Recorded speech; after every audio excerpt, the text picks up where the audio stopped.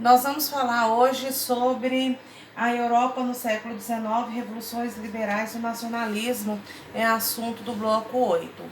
Então, o que nós temos? As ideias liberais, elas surgem lá no movimento do iluminismo, liberdade, igualdade, direito à vida, direito à propriedade privada e por aí vai.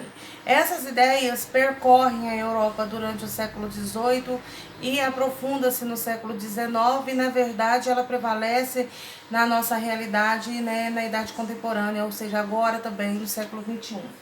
E os intelectuais, né, contestam justamente a monarquia absolutista, o antigo regime. E quem tem interesse nessa mudança é a burguesia. Por quê? Porque ela queria ser reconhecida como classe social, classe econômica importante e bem como participar da vida política dos países naquele momento. O principal ponto de partida é que as ideias liberais no campo econômico, ela defende a liberdade do comércio sem interferência do Estado.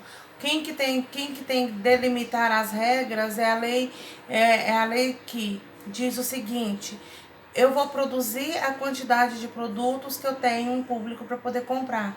E é essa relação entre, né, a oferta e a procura que determina o preço desse produto e não a ação do Estado. E no campo político, fala-se da laicização do Estado, ou seja, da separação do Estado e da Igreja. A Igreja deve assumir o papel dela, né, estabelecer os laços entre o humano, né, e o divino, enquanto o Estado ficar com a classe administrativa, né, responsabilidade econômica, política e social. Dentro desse contexto que a gente está falando, né, seria então o fim da monarquia absolutista, porque também existe defesas de que possa manter a monarquia, no entanto que ela não seja absolutista. Aí já surgem as ideias das monarquias constitucionais, parlamentaristas e por aí vai. E também já as ideias de formação de república. Então nós temos todo esse contexto e essa discussão. Junto com isso, nós temos ainda a formação de dois conceitos muito importantes que até então nós não tínhamos, que é a questão da nação e a questão do nacionalismo. A nação está ligada aos costumes linguísticos, culturais de um determinado povo. O nacionalismo, o espaço territorial, unificando esses costumes, né, linguístico e cultural, junto com normas jurídicas e também com as questões políticas e sociais dentro desse processo, né? O nacionalismo fala da exaltação do que é produzido dentro de um determinado espaço. Então vai contra o conceito justamente da liberdade comercial, porque no nacionalismo não se deixa entrar todos os tipos de produtos dentro de um determinado país, principalmente porque se esse produto estabelecer concorrência e limitar as atividades comercial interna. O terceiro momento que a gente tem que discutir é a unificação italiana e a unificação alemã. A unificação italiana, ela inicia no século XIX, né, lá na Península Itálica, e ainda, né, precisava de passar por sérios processos de transformação, porque o território não está formado como nós conhecemos hoje. No século XIX, a gente vai ter dois grupos políticos. Nós temos os carbonários e nós temos o Jovem Itália. Os carbonários, eles congregavam a ideia de uma monarquia, né, liberal, republicana, e quem participa desse movimento dos carbonários é a burguesia ou a aristocracia militar. Já o jovem itálico, eles já são de pequena nobreza, do povo, da população em geral, eles queriam instalar uma república. Em 1858, o conde de Cavour, que era um monarquista liberal, ele conseguiu anexar ao território, né, da Itália a Toscana, Parma, Modena e parte dos estados pontifícios. Giuseppe Garibaldi, em 1860, termina de fazer esse processo. Ele era um republicano, né? Além de conquistar as duas Sicílias, né?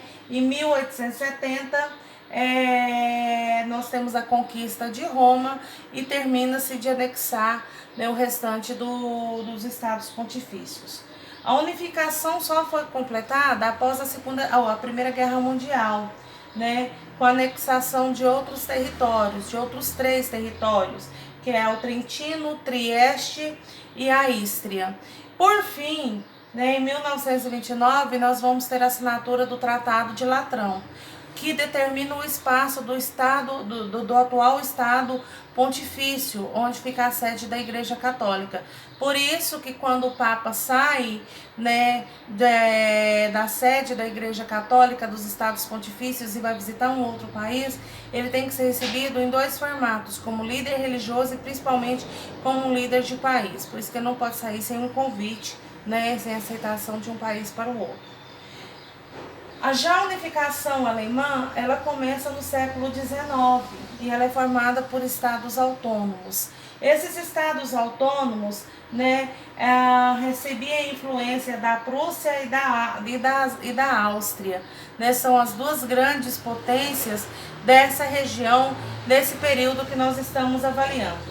Em 1834 é assinado um tratado chamado de Zoverin. Não é um tratado, é uma união aduaneira. O que consiste essa união aduaneira? São acordos comerciais que facilitam a comercialização ou a produção de determinados produtos, né? E para entrada e saída de mercadoria e de pessoas também que fizessem parte desse acordo. A medida vai fortalecer muito a Prússia, que ascendeu como potência da região porque ela desenvolve economicamente. E os estados germânicos também vão se desenvolver, né, com essa união aduaneira provocada pelos Zoverin. E passaram a exigir, né, mais do que apoiar, né, a unificação da Alemanha. Em 1858, né, Otto von Bismarck, ele era líder, né, do exército, era um militar. Ele foi nomeado como primeiro-ministro, né, da Prússia, e ele conseguiu o apoio da nobreza, né, e da burguesia para poder promover a reunificação alemã. Bismarck vai modernizar todo o exército da Prússia, o que facilita muito esse processo, porque ele vai criar uma potência bélica europeia. Em 1866, com a ajuda da Itália, Bismarck, né, ele organiza a Confederação Germânica do Norte. Em 1870 a 1871, ocorre uma guerra chamada de Franco-Prussiana, ou seja, entre a França e a Prússia, elas disputam um território, né, o território da Alsácia e da Lorena. Esse território é muito importante, Alsácia e Lorena, esse território é muito importante porque é fonte de ferro, e como nós tínhamos passado, tá ali perto da Revolução Industrial, quem dominasse a produção de ferro automaticamente estaria em grande vantagem. O resultado é que a Prússia sai vencedora desse conflito e a França fica com seus sentimentos nacionalistas feridos, e essa guerra franco-prussiana é uma das causas da Primeira Guerra Mundial, né? Vai influenciar na ocorrência da Primeira Guerra Mundial, né, após 1919.